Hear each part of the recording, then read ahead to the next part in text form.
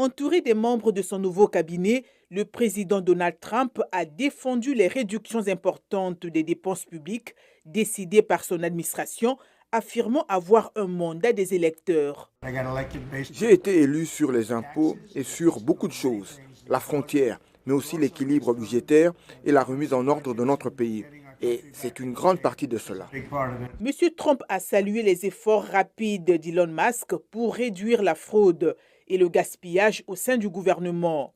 Lors de la réunion du cabinet de mercredi, le milliardaire de la technologie a déclaré aux journalistes que son département de l'efficacité gouvernementale, ou DOGE, devait agir rapidement pour réduire le déficit de 1 000 milliards de dollars d'ici à l'année fiscale 2026. Il faut économiser 4 milliards de dollars par jour, tous les jours à partir de maintenant et jusqu'à la fin du mois de septembre. Nous ferons des erreurs. Nous ne serons pas parfaits.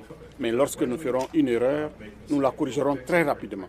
Les dirigeants syndicaux et les démocrates du Congrès s'opposent à la fermeture d'agences gouvernementales entières et à l'objectif de l'administration de réduire les effectifs fédéraux qui sont d'environ 2,4 millions d'employés civils. On n'utilise pas de chalumeau, on n'utilise pas une hache à viande pour couper toutes les bonnes choses, ainsi que les gaspillages, les fraudes et les abus. Aucun homme d'affaires intelligent ne ferait cela. Et je pense que ce qu'ils font est tout simplement scandaleux.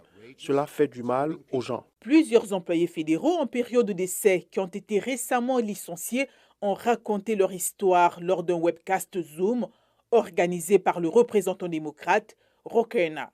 L'avocat Michael Groner, qui a voté 2 fois pour Trump, a été renvoyé du ministère de l'Agriculture. Mon rôle était de m'assurer que les programmes fonctionnaient légalement et cela semble correspondre beaucoup plus à l'augmentation de l'efficacité du gouvernement et à la diminution du gaspillage du gouvernement. Je suis marié, nous avons une petite fille de 2 ans et nous attendons notre fils en avril. Nous étions assurés par mon travail.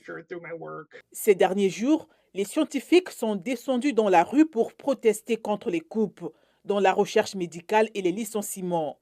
Le politologue Jonathan Hanson s'est exprimé sur l'impact des mesures de DOGE. Les efforts déployés jusqu'à présent semblent être des mesures spectaculaires qui ne permettront probablement pas de réaliser d'importantes économies à court terme, mais qui nuiront à la capacité du gouvernement à long terme. Jusqu'à présent, les réductions ne semblent pas avoir nui à Trump sur le plan politique, d'après les analystes.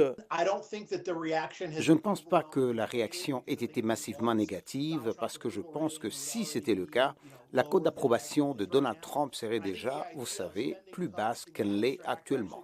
Et je pense que l'idée de réduire les dépenses dans l'abstrait est en fait assez populaire. Il a ajouté que la question sera de savoir comment les Américains réagiront pendant plusieurs mois aux perturbations potentielles des services gouvernementaux dont ils ont l'habitude de bénéficier.